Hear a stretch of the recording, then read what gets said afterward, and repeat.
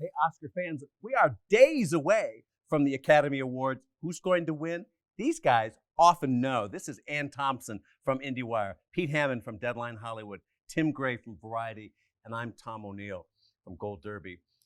And set this thing up. We keep getting befuddled every year, we Oscarologists, by this preferential ballot. So you're asking me to do it? Okay. All right. If you vote number one, that's the best way to get your vote across. Do not mess around with it. Do not try to put something you don't like lower down. They count all the one ballots. Then they go to two, and that's number one. And then it's actually the other way around. Say it again. You see, it's impossible. Well, Pete, you're probably a master at this, yes. Actually, I helped some Academy voters. I just was on the phone with another one, second year in a row. They don't understand. Okay, now I put my favorite film at number 2. And I go, no. Well, somebody told me the number 2 vote counts more than the number 1. This is where they're all crazy. No. People still don't understand this. What I said is right. You have to put your number 1 at number one there. And then use a real preferential ranking yes. all the way down to the bottom because it could be 9. It's on the first ballot that they eliminate the lowest. Yeah, Correct. If your number score. 1 vote is a film that gets the lowest number of votes, they're going to eliminate that. And then they're going to look at your ballot again, and they're going to look at your number 2 vote and add that to the pile of votes for the film that's still in there. So your ballot is still alive and still counting. Could be even more important at that point. So they whittle them all down. They keep this process going until there's only 2 left. Yeah. And then the one with the most votes, number 1 votes, wins. The process only kicks in if no film gets 50% plus 1 in the first round, which definitely never happens. So, especially with 9 films. So you're number 9 in the end. I mean, it could be the one that Where wins. Where people make a mistake is if they just say, I'm just going to vote for this movie at number 1. I'm not going to vote for anything else. I don't want to help anything else. That is the biggest mistake you can make because then you're risking your whole ballot being tossed out. Correct. The point we're trying to stress here is that the strong likelihood is that Green Book won Best Picture last year over Frontrunner Roma because it had the most, and just our own vote counts with Academy members showed it was on every single ballot, number 1, 2, or 3. That wasn't necessarily true of Roma and the competition. So it's the consensus that you need to win. And it's the passion that puts a movie at number 1. And so this year there are 3, I think, that are going to incite the most Currently, passion. Out of the 25 experts at Gold Derby, 14 say 1917 will win, 6 say Parasite, 4 say Once Upon a Time in Hollywood, and 1 holdout, Tim Gray, has The Irishman. So take it away, Tim. Take it away, Tim. Well, the reason I'm going on a limb, I know, with Irishman, but it seems to me all of us pundits, like in October, we declare a movie to be the front runner. And then the new movies start opening, whether it's American Sniper or The Revenant and blah, blah, blah. And then we talk a lot about it, blah, blah, blah, blah. And then it turns out, no, it was the front runner all along. It was Spotlight all along. It was Birdman. It was Argo all along. But yeah, it was 12 years a slave. Winning much. No, but again, I from think the guilds. I think a lot of people really liked it. I think a lot of voters. I think the pundits are talking more about the other ones, but I think a lot of people like it, and I think a lot of people will put it as, if not number 1, as number 2, and that could do it for. Here's the thing with Irishman. It is, among all the 9 nominees, the only one with what I call the right bones for an Oscar win. It's in all the key categories: acting, picture, directing, screenwriting, cinematography, film editing, etc.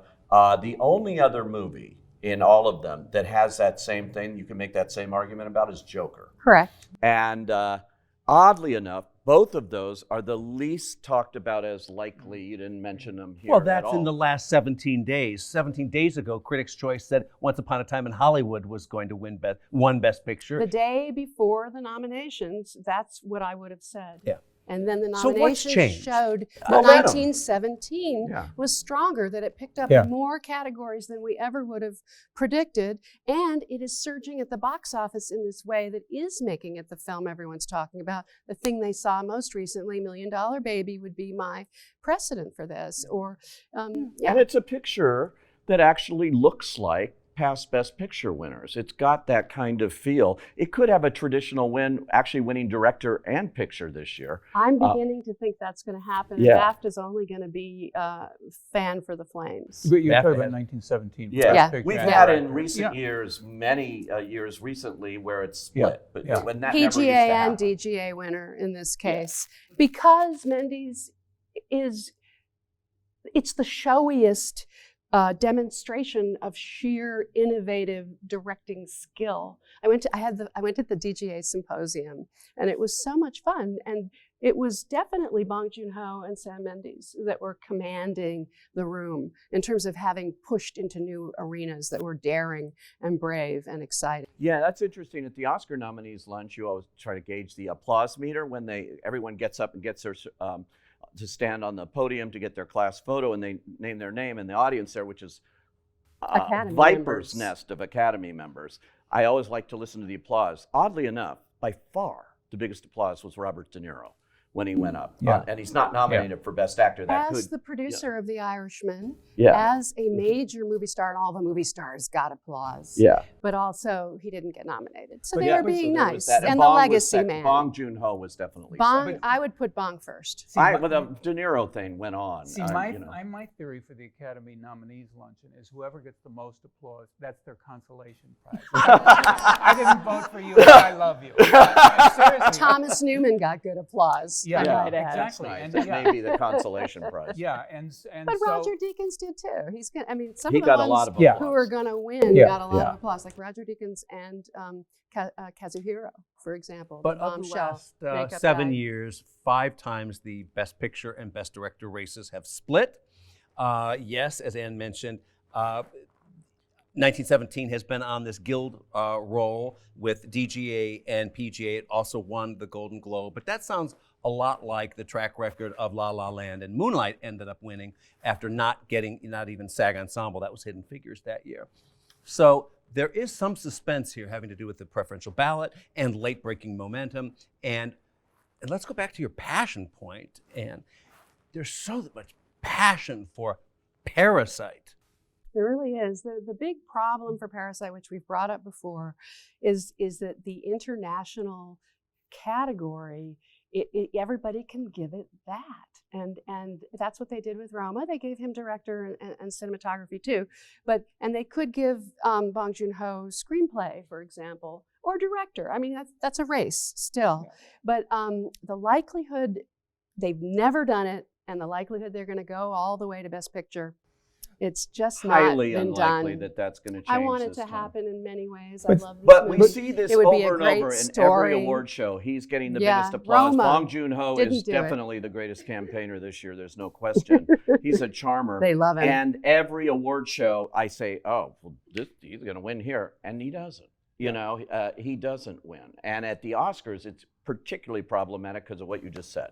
But they also, can vote for Best Picture by doing Best International. But see, I also think Parasite could get a lot of number 2 votes, and Yeah, people I vote do their too. passion for number 1, and if like everybody puts Parasite as number 2, Could then be. they could win Best Picture. Yeah. So because again, I think for me the comparisons with Roma are limited because I know a lot of people who admired Roma, but they didn't get excited about This Roma. is But the people, advantage of a box office hit.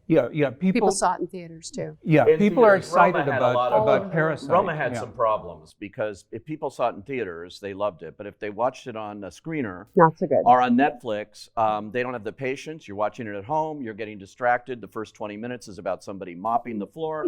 It's a problem, and you've got to stick with it. It's beautiful on a big screen, but you know, watching stuff at home's difficult. I actually think The Irishman, and I agree with everything you said, but The Irishman, if you see it on a screen and you're dedicated to So those much 3.5 better. hours, is an epic. And that's the way Scorsese made this film. But if you're watching it on a screen or you're watching it on Netflix, I've heard this over and over from Academy members. Oh, I just watched 40 minutes, so I'll get back to it again. You know, that is not the way to watch a movie that's in contention for Best Picture. And those that are doing that probably are not putting it number 1 or 2. So Pete, your prediction is right now would be 1917 for both picture and director. That's what I am on in print because they made me do my predictions for Awards Line. Go pick it up at your local newsstand. I did that before the DGA Awards. And so I had to make a shot, and with the thing that I will change all this and do the online version closer to the Oscars, but I did pick 1917 at that point after PGA for director and for picture. Yeah, and so right now I think that's the safer bet. What would persuade you to switch? BAFTA hasn't been right on our Best Picture since 12 Years a Slave. Yes, 6 years. They've been wrong. But I don't know. BAFTA will probably likely... In 1917 will likely win. That's just the home win. advantage. Yeah, except it's up for Best British Film. This is like the international film thing. It's up for Best British Film and Best Film. Will they vote for it twice? I think they will. Yeah. So if they do that, you're going to really see strength because there are a ton of members in England. It's about 300 or so overlap with the Academy. So right now I think that's the one. How do you deny? Just statistics, just looking at it. PGA, DGA, Golden Globe came in there too. So it seems like, and it's late breaking, like Ann said. It helps to be late breaking. It's the top of mind. Yeah. Yeah. But Tim, the passion, the roaring love from the heart is there all over this town for Parasite. Yeah, no, I agree. And I've talked to a lot of people that are passionate about 1912 as well. 1912 was a great year, but that wasn't a movie. No, I'm living in the past.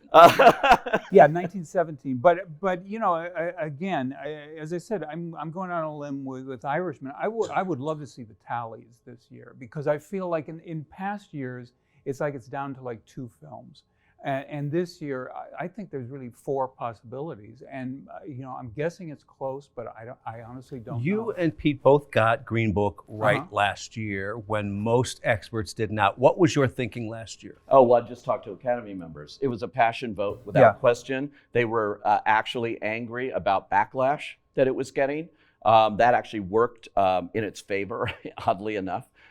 Because they saw the movie and they said, don't tell me this. I saw this movie. I know one famous producer who said, I just still cry when I think about this one scene in the movie and all of this stuff. And I just thought, well, there's a lot of strength in Green Book. And also, you got to remember, had won the Toronto People's Choice, had won the National Board of Review, had won the Golden Globe, and had won the PGA. We weren't going out on a limb, in my opinion, in picking that. We were believing the backlash. Right? But see, also, I mean, what's confusing me this year, because when the year King's Speech won, because everybody was predicting Social Network, and I said, it's going to be King's Speech because that's the movie that makes people cry. Right. Yeah. And that was the same thing with Green Book. It's like people admired Roma, they admired the other ones, but they didn't cry at it. But this year, seriously, what is making people cry? I'm not sure. I think JoJo is in that. Yeah. Yeah, and 1917, I think makes people it does cry. upset people. JoJo's an interesting one because it's the Green Book of this year. It It is. doesn't have a directing nomination, but he was nominated for DGA. That's very much like Pete Farrelly's trajectory last year with Green Book. It has a screenplay. It's got film editing, which also Green Book had. And that's an important category for pundits to look at because rarely do you win without a film editing nomination. JoJo is a passion, but I was at the Costume Designers Awards last night, and it won. And that was Which is surprise. a shocker. Yeah, and it won the big.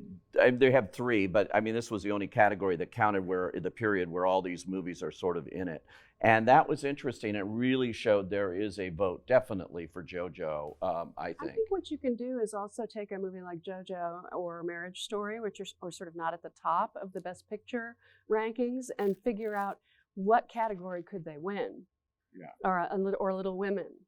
So it's JoJo versus Greta Gerwig in adapted screenplay. That's a race. It is. Let's go there. Let's go there. I can't either. I actually in my print stuff picked JoJo. I did. I go back and forth though because she's been winning. Greta won adapted screenplay at and the Scripters. She also has a certain factor because she got so much publicity for not getting nominated She's for got director. a little Ben Affleck going on for her. Yeah, but it's been 12 years since a woman has won a writing award at the Oscars. Matters. Names aren't You on made the a big story about that this morning. Names and I aren't was on like, the just Oscar pause. ballot. It's just the name of the movie in many cases, except when it's an actor. But the names aren't on there. They know it's her though. Yeah. In that case, maybe. They wish her well. She's a very adept campaigner because, like Ben Affleck, she's a movie star. and very much the Greta and Noah power couple, beloved. People root for them. Tim, what do you say? About screenplay? Adapted screenplay. I mean, I'm kind of leaning toward Greta Gerwig because I think there's a lot of goodwill toward her, and she's, even she was kind of painted as a victim when she didn't get a director's nomination, and she never accepted that victim role. She was just very positive about the film, and I think people like the film. Seriously, I'm one of those people that thought, really, do we need another version of Little Women? I saw it because it's my job, but I would never have gone otherwise, and I was totally won by it. So I think other people will be. I loved it too, but I just have to confess, I just dumped Little Women in my Gold Derby predictions just yesterday for JoJo because there's this passion, this extraordinary love for it. And it could win there. We'll see what happens, interestingly enough, at the Writers Guild. The problem with the Writers Guild, which I'm a member of, is they don't let you vote on certain films if they weren't made under the basic agreement. Quentin's out of it. A movie I would have voted for in a million, for anything was The Farewell. Was not eligible this year. But I do think JoJo, they go for quirky stuff sometimes. And I do think JoJo has a shot at the Writers Guild, and that could give it some momentum just as voting is taking place. Wait, who goes for quirky stuff? The Writers Guild or the Academy? Yeah. Right now at Gold Derby, 16 out of our 25 experts say that Quentin will win the Oscar for Once Upon a Time in Hollywood. And Parasite's in second place, and Marriage Story is in third place, Anne. We're talking about original now? Original now, right. Yeah, that's a tough category too. I'm going to go with Tarantino on this one, partly because Once Upon a Time in Hollywood is a hugely popular movie. I mean, people love it. I thought the recent campaign was very effective with Leo on the cover of The Hollywood Reporter in his swimming pool practicing his lines. Yeah, in the LA Times, they had Margot Robbie in front of the Bruin, and all it says is, because you love movies. Right. And I think that people do respond to that and care about that and want to give it something. And poor Quentin, who has won twice before in this category, and actually really wants to be recognized as the great director that he is, he may have to settle for this one. I think so too. Once Upon a Time, and Brad Pitt, of course. Yeah, well, Once Upon a Time in Hollywood, again, it's in the game. But because it hasn't come through, even at the Costume Designers Awards, or the Directors Guild, or any place except at the Golden Globes and Critics' Choice early on, but then it lost that momentum. But it could be in there. It could be in there as a vote, up in the upper realm of 1, 2, or 3.